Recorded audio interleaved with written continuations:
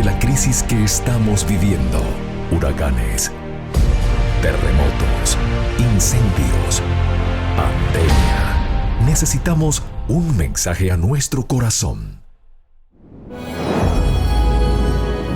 Ministerio al pequeño rebaño.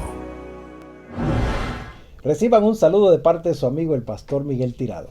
Hoy vamos a dialogar acerca del capítulo 14 del libro El deseado de todas las gentes. Este capítulo se titula Hemos hallado al Mesías y está basado en el relato de Juan, capítulo 1, versos 19 al 51. Me acompaña Pastor Orlando González y les invito para que oremos. Eterno y amado Padre, oh Señor, desciende para fortalecer nuestra vida y nuestra relación contigo. Concédenos hoy sabiduría para decidir para ti, sabiduría para entender tu palabra. En el nombre de Jesús. Amén. Juan el Bautista estaba predicando y bautizando en Betábara, al otro lado del río Jordán. No quedaba muy lejos del lugar donde en antaño Dios había detenido el río en su curso hasta que pasara Israel. A corta distancia de allí, la fortaleza de Jericó había sido derribada por los ejércitos celestiales. El recuerdo de dichos sucesos revivía en ese tiempo y prestaba conmovedor interés al mensaje del Bautista. ¿No habría de volver a manifestar su poder para librar a Israel, aquel que había obrado tan maravillosamente en tiempos pasados? Tal era el pensamiento que conmovía el corazón de la gente que diariamente se agolpaba a las orillas del Jordán. La predicación de Juan se había posesionado tan profundamente de la nación que exigía la atención de las autoridades religiosas. El peligro de que se produjera alguna insurrección inducía a los romanos a considerar con sospecha toda reunión popular y todo lo que tuviese el menor viso de un levantamiento del pueblo. Excitaba los temores y los gobernantes judíos. Juan no había reconocido la autoridad del Sanedrín, ni pedido su sanción sobre su obra, y había reprendido a los gobernantes y al pueblo, a fariseos y saduceos por igual. Sin embargo, el pueblo le seguía ávidamente. El interés manifestado en su obra parecía aumentar de continuo, aunque él no le había manifestado deferencia. El Sanedrín estimaba que por enseñar en público se hallaba bajo su jurisdicción. Ese cuerpo estaba compuesto de miembros elegidos del sacerdocio y de entre los principales gobernantes y maestros de la nación. El sumo sacerdote era quien lo presidía. Por lo general, todos sus miembros debían ser hombres de edad provecta, aunque no demasiado ancianos. Hombres de saber, no solo versados en la religión o en la historia judía, sino en el saber general. Debían ser sin defecto físico y hombres casados y además padres, pues así era más probable que fuesen humanos y considerados. Su lugar de reunión era un departamento anexo al templo de Jerusalén. En el tiempo de la independencia de los judíos, el Sanedrín era la corte suprema de la nación y poseía autoridad secular tanto como eclesiástica, aunque en el tiempo de Cristo se hallaba subordinado a los gobernantes romanos y ejercía todavía una influencia poderosa en los asuntos civiles y religiosos. Era difícil para el Sanedrín postergar la investigación de la obra de Juan. Algunos recordaban la revelación dada a Zacarías en el templo y su profecía de que su hijo sería el heraldo del Mesías. En los tumultos y cambios de 30 años, estas cosas habían sido en gran parte olvidadas. Ahora la conmoción ocasionada por el ministerio de Juan las traía a la memoria de la gente. Hacía mucho que en Israel no había tenido profeta. Hacía mucho que no se había realizado una reforma como la que se presenciaba. El llamamiento a confesar los pecados parecía nuevo y sorprendente. Muchos de entre los dirigentes no querían oír las invitaciones y denuncias de Juan por temor a verse inducidos a revelar los secretos de sus vidas. Sin embargo, su predicación era un anuncio directo del Mesías. Era bien sabido que las 70 semanas de la profecía de Daniel, que incluían el advenimiento del Mesías, estaba por terminar. Y todos anhelaban participar en esa era de gloria nacional que se esperaba para entonces. Era tal el entusiasmo popular que el Sanedrín se vería pronto obligado a sancionar o a rechazar la obra de Juan. El poder que dicha asamblea ejercía sobre el pueblo estaba ya decayendo. Era para ella un asunto grave saber cómo mantener su posición. Esperando llegar a alguna conclusión, enviaron al Jordán una delegación de sacerdotes y levitas para que se entrevistaran con el nuevo maestro. Cuando los delegados llegaron, había una multitud congregada que escuchaba sus palabras. Con aire de autoridad, destinado a impresionar a la gente y a inspirar deferencia al profeta, llegaron los altivos rabinos. Con un movimiento de respeto, casi de temor, la muchedumbre les dio paso. Los notables, con lujosa vestimenta y con el orgullo de su posición y poder, se llegaron ante el profeta del desierto. ¿Tú quién eres?, le preguntaron. No soy yo el Cristo, contestó Juan, sabiendo lo que ellos pensaban. ¿Qué pues? ¿Eres tú Elías? No soy Elías. ¿Eres tú el profeta? No. Pues ¿quién eres? Para que demos respuesta a los que nos enviaron. ¿Qué dices de ti mismo? Yo soy la voz del que clama en el desierto. Enderezad el camino del Señor, como dijo Isaías, profeta. El pasaje que se refirió Juan es la hermosa profecía de Isaías. Consolaos, consolaos, pueblo mío, dice vuestro Dios. Hablad al corazón de Jerusalén, decidle a voces que su tiempo es ya cumplido, que su pecado es perdonado. Voz que clama en el desierto, barred camino a Jehová, enderezad calzada en la soledad de nuestro Dios. Todo valle sea alzado, y bájese todo monte y collado, y lo torcido se enderece, y lo áspero se allane. Y manifestaráse la gloria de Jehová, y toda carne juntamente la verá.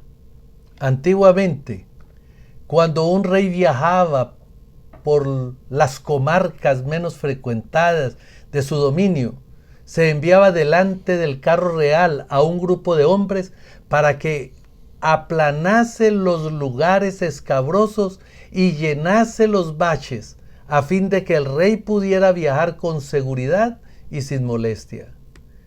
Esta costumbre es la que menciona el profeta para ilustrar la obra del Evangelio. Todo valle sea alzado y bájese todo monte y collado. Cuando el Espíritu de Dios conmueve el alma con su maravilloso poder de despertarla, humilla el orgullo humano, el placer mundanal, la jerarquía y el poder son tenidos por inútiles, son destruidos por los consejos y toda altura que se levanta contra la ciencia de Dios, y se sujeta todo intento a la obediencia de Cristo. Entonces la humanidad y el amor abnegado, tan poco apreciado entre los hombres, son ensalzados como las únicas cosas de valor. Tal es la obra del Evangelio, de la cual el mensaje de Juan era una parte. Los rabinos continuaron preguntando: ¿Por qué pues bautizas si tú no eres el Cristo, ni Elías, ni el profeta? Las palabras el profeta se referían a Moisés. Los judíos se habían inclinado a creer que Moisés sería resucitado de entre los muertos y llevado al cielo. No sabían que ya había sido resucitado. Cuando el Bautista inició su ministerio, muchos pensaron que tal vez fuera el profeta Moisés resucitado, porque parecía tener un conocimiento cabal de las profecías y de la historia de Israel. También se creía que antes del advenimiento del Mesías, Elías aparecería personalmente. Juan salió al cruce de esta expectación con su negativa, pero sus palabras tenían un significado más profundo. Jesús dijo, después refiriéndose a Juan, y si queréis recibirlo, este es Elías, el que había de venir. Juan vino con el espíritu y poder de Elías para hacer una obra como la que había hecho Elías. Si los judíos le hubiesen recibido, esta obra se habría realizado en su favor, pero no recibieron su mensaje. Para ellos no fue Elías. No pudo cumplir en favor de ellos la misión que había venido a realizar. Muchos de los que estaban reunidos al lado del Jordán habían estado presentes en ocasión del bautismo de Jesús. Pero la señal dada entonces había sido manifestada para unos pocos de entre ellos. Durante los meses precedentes, durante el ministerio del Bautista, muchos se habían negado a escuchar el llamamiento al arrepentimiento. Así habían endurecido su corazón y obscurecido su entendimiento. Cuando el cielo dio el testimonio a Jesús en ocasión de su bautismo, no lo percibieron. Los ojos, que nunca se habían vuelto con fe hacia el invisible, no vieron la revelación de la gloria de Dios. Los oídos, que nunca habían escuchado su voz, no oyeron las palabras del testimonio. Así sucede ahora, con frecuencia. La presencia de Cristo y de los ángeles ministradores se manifiestan en las asambleas del pueblo. Sin embargo, muchos no lo saben. No disciernen nada insólito, pero la presencia del Salvador se revela a algunos. La paz y el gozo animan su corazón, son consolados, estimulados y bendecidos. Los diputados de Jerusalén habían preguntado a Juan, ¿por qué pues bautizas? Y estaban aguardando su respuesta. Repentinamente, al pasear Juan la mirada sobre la muchedumbre, sus ojos se iluminaron, su rostro se animó, todo su ser quedó conmovido con una profunda emoción. Con la mano extendida exclamó, yo bautizo con agua, pero en medio de vosotros está uno, a quien no conocéis, el mismo que viene después de mí, a quien no soy digno de desatar la correa de su zapato. El mensaje que debía ser llevado al Sanedrín era claro e inequívoco. Las palabras de Juan no podían aplicarse a otro sino al Mesías prometido. Este se hallaba entre ellos. Con asombro, los sacerdotes y gobernantes miraban en derredor suyo, esperando descubrir aquel de quien había hablado Juan, pero no se distinguía entre la multitud. Cuando en ocasión del bautismo de Jesús, Juan les señaló como el Cordero de Dios, una nueva luz resplandeció sobre la obra del Mesías. La mente del profeta fue dirigida a las palabras de Isaías. Como cordero fue llevado al matadero. Durante las semanas que siguieron, Juan estudió con nuevo interés las profecías y las enseñanzas de las ceremonias de los sacrificios. No distinguía claramente las dos fases de la obra de Cristo, como sacrificio doliente y como rey vencedor, pero veía que su venida tenía un significado más profundo que el que discernían los sacerdotes y el pueblo.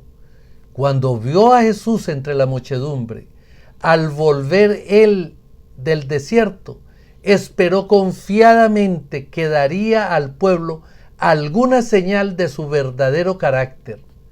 Casi impacientemente esperaba oír al Salvador declarar su misión, pero Jesús no pronunció una palabra ni dio señal alguna. No respondió al anuncio que hiciera el Bautista acerca de él, sino que se mezcló con los discípulos de Juan, sin dar evidencia externa de su obra especial, ni tomar medidas que lo pusiesen en evidencia. Al día siguiente, Juan vino venir a Jesús. Con la luz de la gloria de Dios descansando sobre él, el profeta extendió las manos diciendo: He aquí el Cordero de Dios que quita el pecado del mundo. Este es del que dije: tras mí viene un varón, el cual es antes de mí, y yo no le conocía, mas para que fuese manifestado Israel. Por eso vine yo bautizando con agua. Vi al Espíritu que descendía del cielo como paloma y reposó sobre él, y yo no le conocía, mas el que me envió a bautizar con agua, aquel me dijo: sobre quien vieres descender el Espíritu y que reposa sobre él, este es el que bautiza con Espíritu Santo. Y yo le vi y le he dado testimonio de que este es el Hijo de Dios. ¿Era este el Cristo? Con reverencia y asombro, el pueblo miró a aquel que acababa de ser declarado Hijo de Dios. Todos habían sido profundamente conmovidos por las palabras de Juan. Les había hablado en el nombre de Dios. Le habían escuchado día tras día mientras reprendía sus pecados, y diariamente se había fortalecido en ellos la convicción de que era enviado del cielo. Pero ¿quién era este mayor que Juan el Bautista? En su porte e indumentaria, nada indicaba que fuese de alta jerarquía. Aparentemente era un personaje sencillo, vestido como ellos, con la humilde vestimenta de los pobres. Había entre la multitud algunos de los que en ocasión del bautismo de Cristo habían contemplado la gloria divina y oído la voz de Dios. Pero desde entonces el aspecto del Salvador había cambiado mucho. En ocasión de su bautismo había visto su rostro transfigurado por la luz del cielo. Ahora, pálido, cansado y demacrado, fue reconocido únicamente por el profeta Juan. Pero al mirarle, la gente vio un rostro donde la compasión divina se aunaba con la conciencia del poder.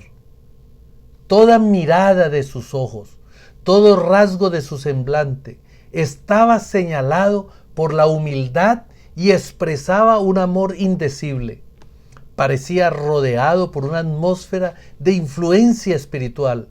Aunque sus modales eran amables y sencillos, daba a los hombres una impresión de un poder escondido, pero que no podía ocultarse completamente. ¿Era este aquel a quien Israel había esperado tanto tiempo? Jesús vino con pobreza y humillación, a fin de ser tanto nuestro ejemplo como nuestro Redentor. Si hubiese aparecido con pompa real, ¿cómo podrían habernos enseñado la humildad? ¿Cómo podría haber presentado verdades tan terminantes en el Sermón del Monte? ¿Dónde había quedado la esperanza de los humildes en esta vida, si Jesús hubiese venido a morar como Rey entre los hombres? Sin embargo, para la multitud parecía imposible que el ser designado por Juan estuviese asociado con sus sublimes esperanzas. Así muchos quedaron chasqueados y muy perplejos. Las palabras de los sacerdotes y rabinos que tanto deseaban oír, a saber que Jesús restauraría ahora el reino de Israel, no habían sido pronunciadas. Tal rey había estado esperando, y por él velaban, y a un rey tal estaban dispuestos a recibir, pero no querían aceptar a uno que tratase de establecer en su corazón un reino de justicia y paz. Amigo que me escuchas, cuando Jesús vino por primera vez, solamente fue reconocido por Juan, y solo unos pocos pudieron reconocer la voz de Dios declarándolo como el Hijo de Dios que quita los pecados del mundo. Y pudiera ser que Jesús y los seres celestiales estén en nuestras asambleas, a nuestro lado, y por nuestra arrogancia y por nuestros pecados, puede ser que no podamos identificar que estamos ante la presencia de un Dios santo, ante la presencia de un Salvador que estuvo dispuesto a sacrificarse por nosotros. Así que yo te invito a colocar todos aquellos prejuicios, todo aquello orgullo a un lado, y que abramos nuestro corazón y abramos nuestros ojos, abramos nuestros oídos, para que podamos escuchar la voz de Dios y podamos identificar a nuestro Mesías, que está pronto para venir por segunda vez a buscar a su pueblo. Te invito a orar. Amoroso Padre, Señor, no permitas que nuestros ojos permanezcan cerrados, que nuestros oídos permanezcan sordos a tu voz y a tu venida, y que podamos estar listos para encontrarnos contigo. En el nombre de Jesús. Amén. Amén. En nuestro próximo episodio continuaremos con este maravilloso capítulo. Esto ha sido un mensaje al pequeño rebaño. Dios te bendiga. Bendiciones.